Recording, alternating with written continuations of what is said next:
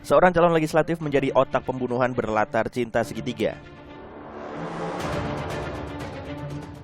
Kisah asmara, karir di dunia hiburan, terjun ke politik, hingga terseret kasus hukum. Inilah 5 fakta Vicky Prasetyo.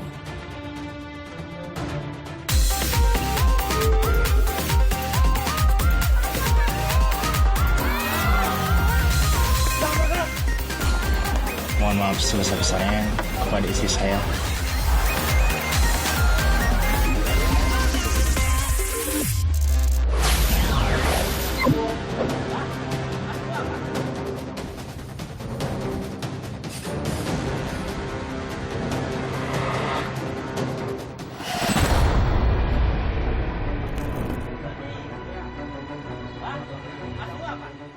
Warga Ciputat, Tangerang Selatan ini tiba-tiba digerebek karena diduga mempraktekkan ilmu hitam di rumahnya. Pertama kali warga mendengar kabar ini dari mantan istri pelaku yang diusir dari rumahnya. Warga lalu datang dan menggeledah rumah pelaku hingga ditemukan sejumlah foto yang tertusuk jarum. Yang mengejutkan, warga juga menemukan senjata api, peluru, dan granat. Warga lalu melaporkan temuan ini ke polisi. Fotonya itu janggal gitu, ada foto yang di semua hampir ada 20 mungkin 20 apa 30 gitu foto yang akhirnya juga sekarang buat bukti di kepolisian bahwa itu ada kejadian yang janggal yang menyangkut, ada yang mengatakan ini santet. Tim Gegana mendatangi rumah terduga pelaku di Kelurahan Sawah Lama. Dari penyisiran dan sterilisasi, ditemukan barang bukti 2 senjata api jenis revolver dan defender, 2 magazin, peluru revolver, puluhan peluru kaliber dari berbagai ukuran, dan juga granat. Berdasarkan informasi dari warga atau masyarakat bahwa ada seseorang laki-laki yang diduga paranormal atau dukun. Dengan informasi tersebut, rumah terduga dukun digerebek oleh warga. Lalu piket Polsek Ciptim dipimpin oleh Pawas melaksanakan cek TKP. Kemudian di tempat kejadian berhasil diamankan seorang laki-laki dan barang bukti berupa 1 pucuk senjata api jenis revolver beserta beberapa butir peluru. Kemudian senjata api jenis defender. Mas dulu apa? Mas dulu apa? Pelaku kini telah diamankan untuk penyelidikan lebih lanjut. Penahanan ini dilakukan karena kepemilikan sejumlah senjata api.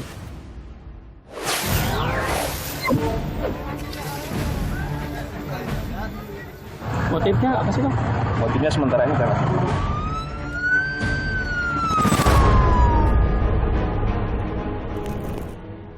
Seorang wanita bernama Indriana Dewi Eka ditemukan tak bernyawa terbungkus selimut. Setelah melakukan pengembangan, polisi akhirnya menangkap 3 pelaku.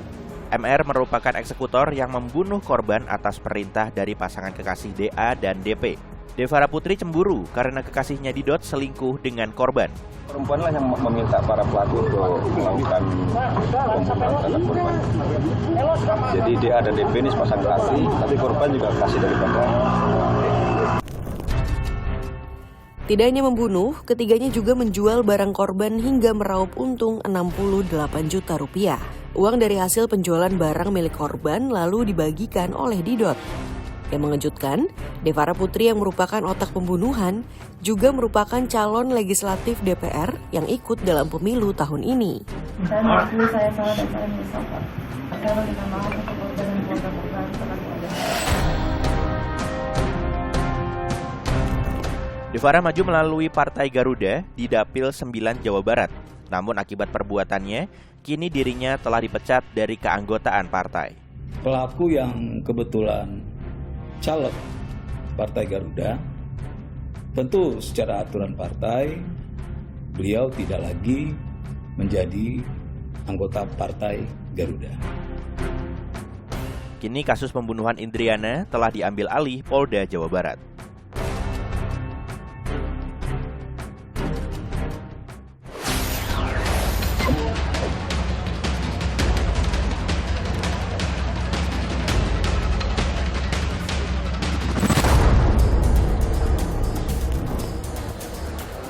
Lonjakan suara PSI dalam sepekan mengejutkan banyak pihak.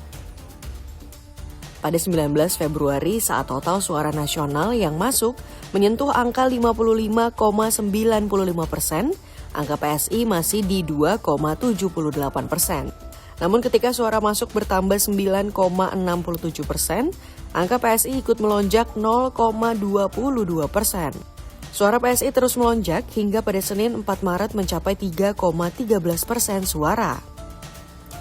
Lonjakan suara PSI juga sempat melebihi kenaikan total suara masuk secara nasional, di mana PSI naik 0,15%, di mana suara masuk hanya bertambah 0,14%. Hingga pada Rabu 6 Maret, jumlah suara PSI berada di angka 3,12% dari 65,93% total suara masuk secara nasional. Lonjakan suara PSI terjadi di DKI Jakarta, Nusa Tenggara Timur, Jawa Timur, Jawa Tengah, dan Jawa Barat. Data itu pergerakan yang mungkin agak berbeda itu mungkin di sekitar tanggal 25 sampai tanggal 1 ya itu, tapi itu pun dari 1,96 gitu ya ke 2,3 ya, 2,3. Jadi hanya sekitar 400.000. Banyaknya simpang siur argumen terkait perolehan suara, KPU meminta untuk menunggu hasil akhir rekapitulasi manual. Formulir C hasil TPS yang itu dijadikan dasar pertama kali pengadministrasian hasil pemilu. Jadi ketika surat suara dihitung, kemudian pengadministrasian pertama dari form C hasil TPS. Jadi nanti kalau ada selisih-selisih, ada keberatan, ada ketidakcocokan, ya kita gunakan ukurannya adalah form C hasil dari TPS tersebut. Namun Bawaslu memastikan penggelembungan suara dapat ditelusuri di lapangan. Kalau seandainya terjadi penggelembungan ya, berarti kan ada yang masif dilakukan, masih bunyi dalam pengawasan, seharusnya bunyi. Kalau nggak bunyi berarti pengawas kami bermasalah. Jika mengikuti jadwal, pengumuman resmi perolehan suara akan disampaikan pada 20 Maret.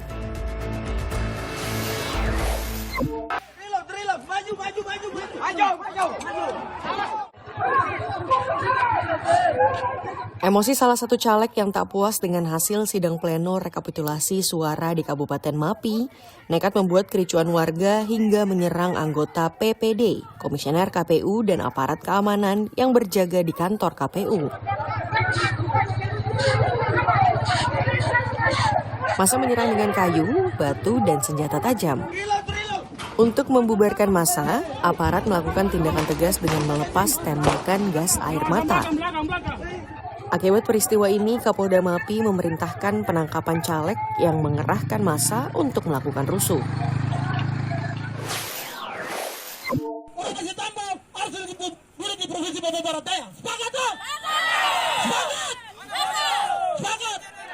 Demonstrasi menuntut agar Bawaslu Papua Barat Daya lebih transparan dengan hasil pleno pemilihan umum pada Dapil Tambrau dan Maibrat. Berujung ricuh saat polisi akan mengamankan ketua KPU.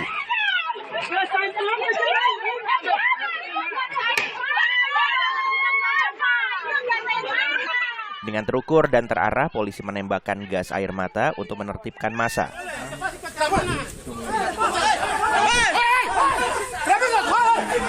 Polisi juga menangkap sejumlah orang yang diduga sebagai provokator. Saat ini kondisi di Kabupaten Tambrau sudah kembali kondusif.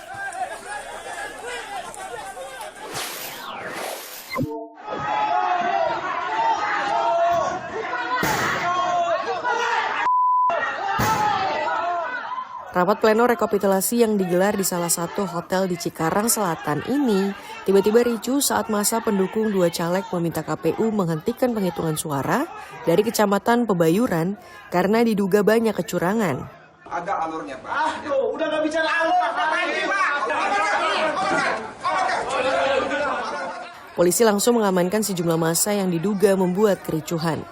Padahal massa hanya meminta KPU Kabupaten Bekasi melakukan hitung suara ulang sesuai rekapitulasi C1. Bawaslu Kabupaten Bekasi telah menerima laporan dugaan kecurangan dan kericuan saat penghitungan suara ini. Proses rekapitulasi dihentikan hingga batas waktu yang belum ditentukan.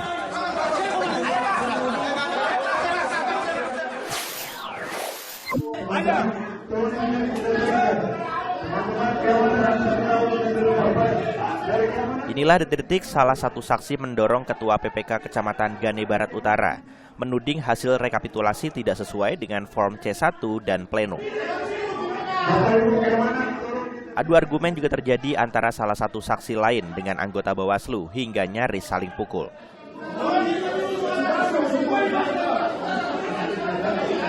Insiden ini terjadi karena sejumlah saksi menemukan penggelembungan suara di Kecamatan Gane Barat Utara. Akibat insiden ini, rapat pleno ditunda sementara.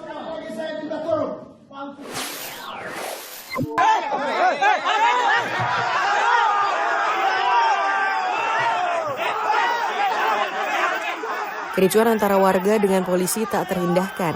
Warga memaksa masuk ke tempat rekapitulasi suara dan mendesak untuk menghentikan proses penghitungan dengan alasan banyaknya kecurangan.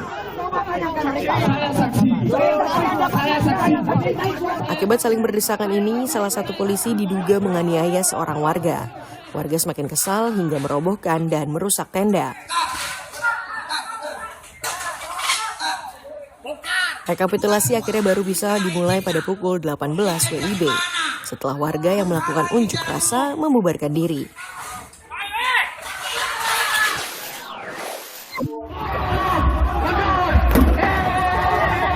Kericuan ini terjadi antara para pengunjuk rasa dan polisi di depan Polres Sumeneb. Masa berdemo mengkritisi kinerja polisi dalam penanganan peredaran narkoba, penertiban hiburan malam dan maraknya pungli di pasar tradisional. Kerjanya tidak menjadi kerja yang baik. Apakah Polres Kabupaten Sumeneb? Karena tak kunjung bertemu Kapolres Sumeneb, para pendemo berupaya masuk ke dalam, namun justru diadang oleh barikade polisi dan mendapat pukulan. Usai keadaan tenang, massa meminta polisi untuk meminta maaf telah melakukan aniaya. Namun polisi berdalih yang terjadi adalah dinamika dalam menyampaikan aspirasi.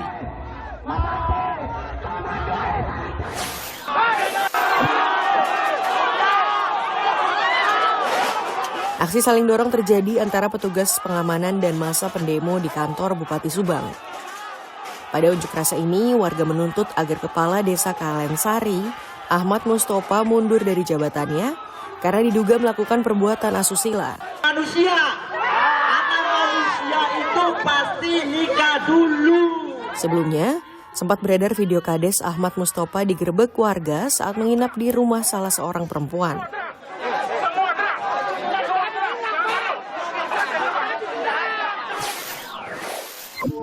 Loh, ini atas nama pemalsuan Rodotul Ulum Margarejo Kerak. Ini kita tuh nggak pernah minta-minta. Perempuan ini melakukan penipuan berkedok minta sumbangan tertangkap langsung oleh pemilik yayasan. Loh, ini dapat banyak lo kamu lo ya. Loh, ini dapatnya lo. Perempuan ini tak bisa lagi mengelak dengan barang bukti uang dan kardus bertuliskan nama yayasan. Pemilik yayasan menegaskan tidak pernah melakukan penghimpunan dan dengan cara meminta amal jariah di jalan. Pemalsuan Rodotul Ulum Margarejo Kerak. Ini kita tuh nggak pernah minta-minta.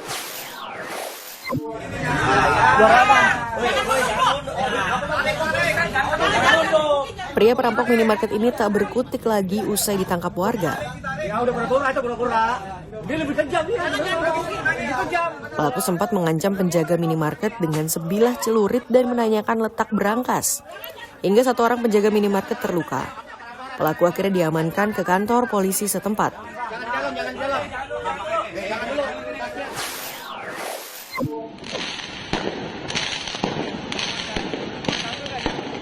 Tawuran dua kelompok warga lagi-lagi terjadi di kawasan Pasar Gembrong, Jatinegara. Kedua kelompok warga saling serang menggunakan petasan, batu, dan juga senjata tajam. Kejar! Polisi yang tengah berpatroli akhirnya membubarkan tawuran ini.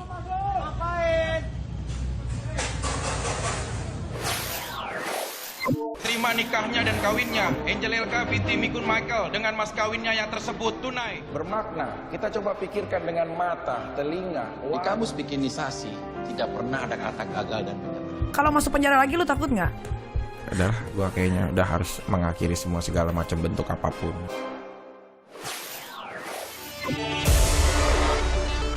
Kisah hidup selebritas dengan berbagai kontroversinya, Vicky Prasetyo seakan tak pernah jauh dari masalah, mulai dari kisah asmara hingga karirnya di dunia hiburan maupun saat terjun ke politik.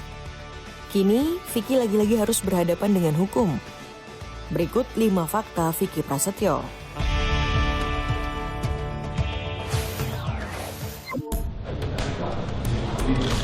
Fakta 1, Vicky Prasetyo beberapa kali terseret kasus hukum.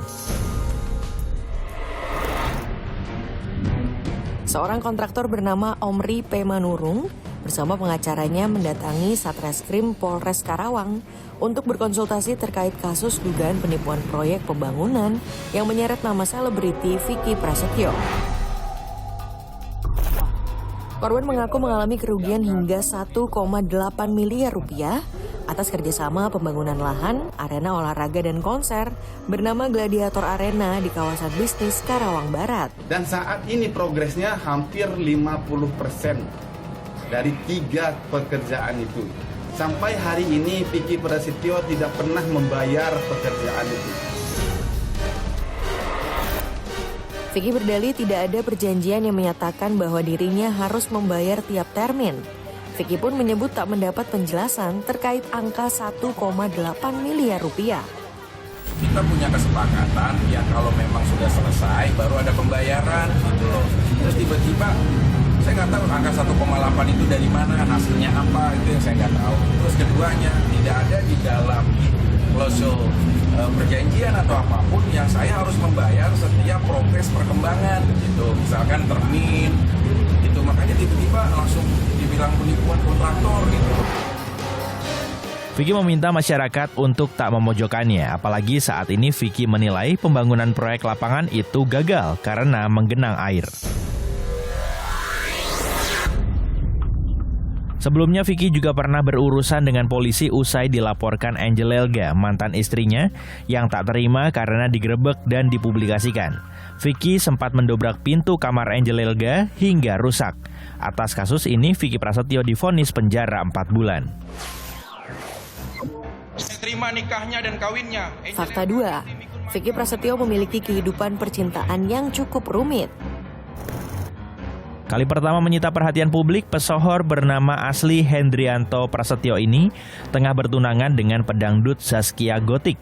Acara pertunangan digelar mewah di Hotel Indonesia Kempinski.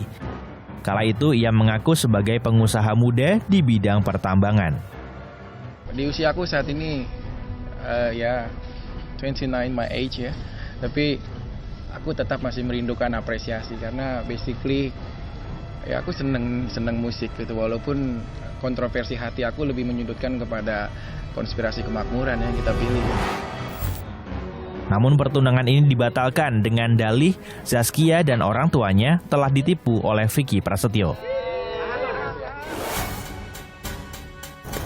Saya nikahkan dan saya kawinkan engkau dengan Angel Elga binti Mikun Michael. Pada tahun 2018, Vicky Prasetyo menikahi pedangdut sekaligus politikus Angel Elga. Namun 30 Maret 2020, Angel Elga melayangkan gugatan cerai. Drama ini pun bertambah kala Angel Elga melaporkan Vicky atas tudingan pencemaran nama baik yang mengantarkan Vicky ke penjara.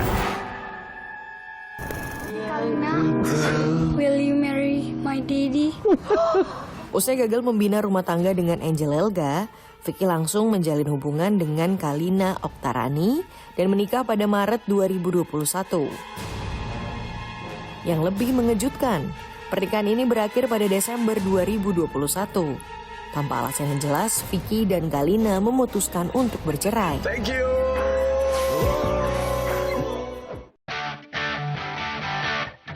Fakta 3, sejak dikenal publik, Vicky memiliki beberapa julukan.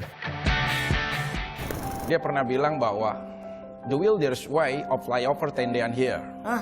Jadi kalau misalkan kegagalan itu adalah sebuah contoh untuk meraih kesuksesan, maka itu adalah sebuah proses untuk mendewasakan. Sejak muncul pertama kali ke publik, Vicky mencitrakan dirinya mahir berbahasa Inggris. Dalam setiap kesempatan wawancara, Vicky bahkan tak segan mencampur bahasa Inggris dan Indonesia dengan perpaduan kata-kata yang tak lazim. Bermakna, kita coba pikirkan dengan mata. Gaya bicara ini lalu dikenal dengan istilah Vickinisasi. Maka di saat kau ada kata cinta dan sayang, maka tidak akan ada pengkhianatan. Semakin terkenal, Vicky lalu menyebut dirinya sebagai gladiator cinta. Ia mengambil filosofi gladiator sebagai seorang petarung tangguh. Kini nama gladiator juga digunakan untuk label bisnisnya.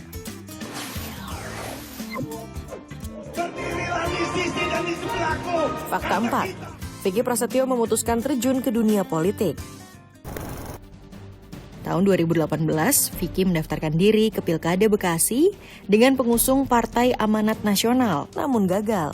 Setahun kemudian, Vicky mendaftar sebagai caleg PKPI untuk DPRD Jawa Barat dan kembali gagal.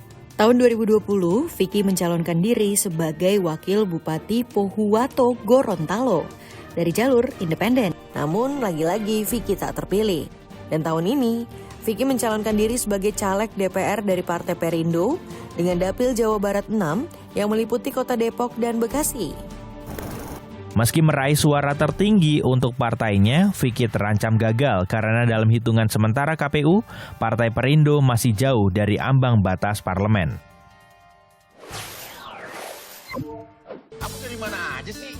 Fakta 5. Karir cemerlang Vicky Prasetyo di dunia hiburan. Kok jadi gue yang bawa? You are my Armageddon.